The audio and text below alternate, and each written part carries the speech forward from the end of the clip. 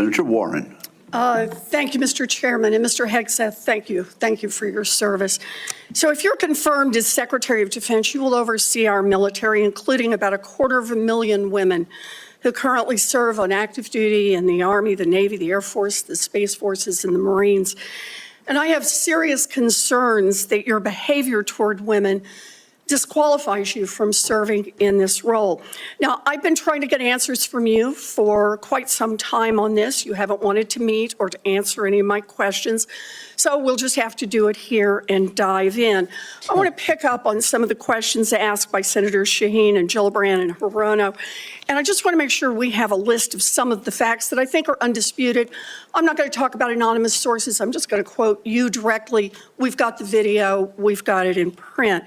So going back to January 2013, you told a Fox News interviewer that women in the military simply couldn't measure up to men in the military, saying that allowing women to serve in combat roles would force the military to lower the bar. You picked up on that same theme in 2015, making remarks on Fox News, referring to women in combat as, quote, it would erode standards.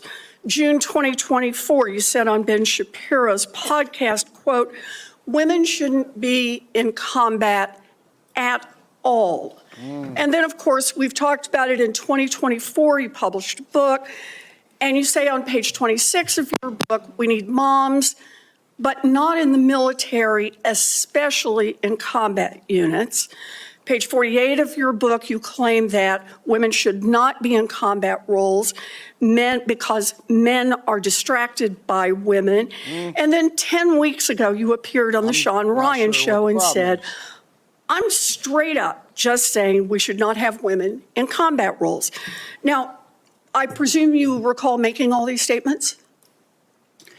Senator, I'm not familiar with the article you're pointing to in 2013, but it underscores my argument completely, because in that 2013 argument, I was talking about standards. No, standards are what it's always been about, let's not Senator. have this same fight again. Always been about Senate I've quoted standards. you directly. We've got the video. We're happy to show it. But I want to be clear here. For 12 years, you were quite open about your views, and your views were consistently the same. Women are inferior soldiers, sailors, Marines, airmen, and guardians. Everything that I heard her say was specifically about women in combat. Everything that I heard her say was about women in combat. He didn't say that women don't belong in the military. He said women in combat, men get distracted by them, so on and so forth. I'm trying to understand where the disagreement is. Why would we even want women on the battlefield? Do women even want to be on the battlefield? Because every single woman that I know that was in the Army or the military has said that they were there for the benefits, that they was not there trying to be in combat. And every guy that I know that has ever said that they've married a chick or been with a chick that's in the military, as far as being on base and stuff, is saying that they're the biggest freaks. I'm going to just be honest with you. They said that they're the biggest freaks, and they say that they're a huge distraction of what's going on base. Now, I'm not in the military, so I can't speak to it. All I can do is speak to what I've witnessed on these panels, what I've witnessed in these conversations, and what I've witnessed in coaching sessions. But let's continue. Let's see what the senator has to say.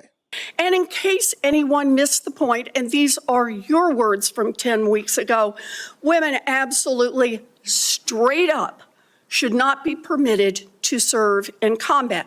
And I notice on each of these quotes, those are said without qualification. It's not by how much you can lift or how fast you can run. They don't belong in combat, period, or your words, straight up. And then on November 9th, 2024, just 32 days after your last public comment saying that women absolutely should not be in combat, you declared that, quote, some of our greatest warriors are women, and you support having them serve in combat. Now, that is a very, very big about face in a very, very short period of time. That's her gotcha moment, right? So help me understand, Mr. Hegseth, what extraordinary event happened in that 32-day period Who wrote this for her? that made you change the core values you had expressed for the preceding 12 years? Senator, again, I very much appreciate you bringing up my comments from 2013 because for me, this issue has always been about standards. And unfortunately, because of some of the people that have been in political power for the last 4 years, priorities other than standards, lethality, and meritocracy have driven decision-making. I'm quoting you from the podcast. Women shouldn't be in combat at all. Where is the reference to standards that they should be there if they can carry, if they can run? I don't see that at all, Mr. Hegseth. We got to get these people out of office. These geezers, these old people, these people that have no term limits, that's shaking and doing all this while they're having this conversation, that's combative, that won't even let you answer the questions. She's been talking for 4 minutes straight and has not allowed for this guy to have a full answer whatsoever during this whole grilling session by all of the senators that's trying to figure out whether or not they want to qualify him or pass the buck, or at least expose him and expose whatever it is that they want in a gotcha moment against Mr. Hegseth. I don't understand what the problem is against Pete over here. He said what he said, but he wants to elaborate, I'm assuming, that it's about standards, and she won't even let him finish a sentence. What I see is that there's a 32-day period in which you suddenly have another description about your views of women in the military. And I just want to know what changed in the 32 days that the song you sang is not the song you come in here today to sing. Senator, the concerns I have and the concerns that many have had, especially in ground combat units, is that in pursuit of certain percentages or quotas, standards have been changed. And that makes the combat more difficult for everybody involved. Let me make a suggestion about what happened in that 32 days.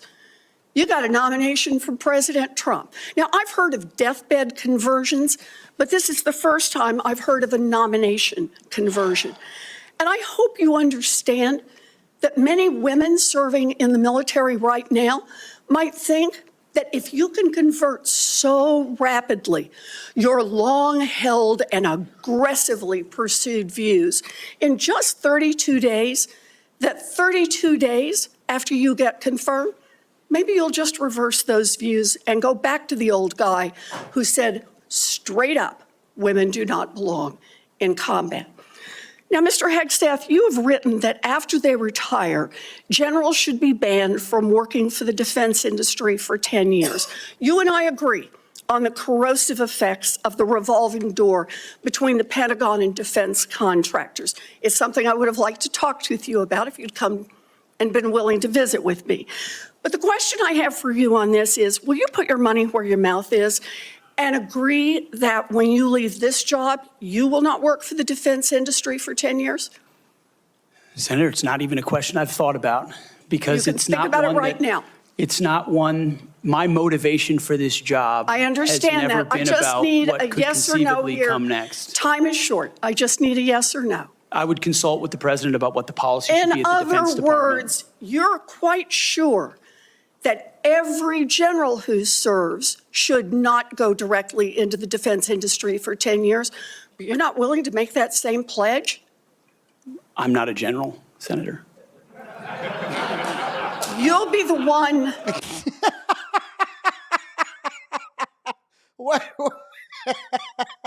Wait, we got to back it up for a minute.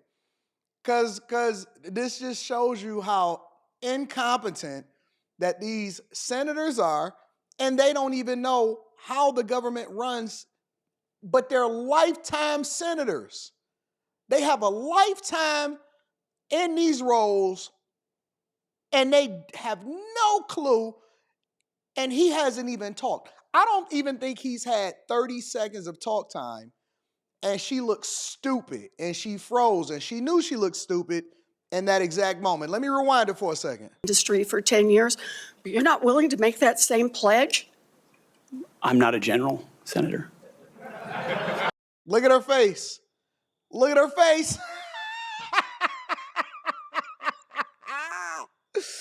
Oh, Oh my God. We got to get these geezers out of office immediately. We have to get them out of office. I guess it really don't even matter because she's so old that it doesn't, it's not going to make a difference. And to think that this woman actually wanted to run for president of the United States of America, it's crazy. It's absolutely insane. But, to each his own. I'm sure that her constituents and the people that vote for her and the ones that actually think that she's doing a phenomenal job is going to continue to ride with her. Y'all let me know what y'all think inside of the chat. Make sure y'all tap into the Patreon. Link is in the description. We're going to go over a lot more of these hearings in the morning on the Millionaire Morning Show. Make sure you subscribe. I love you. I appreciate you. I can't wait to read y'all comments on this one.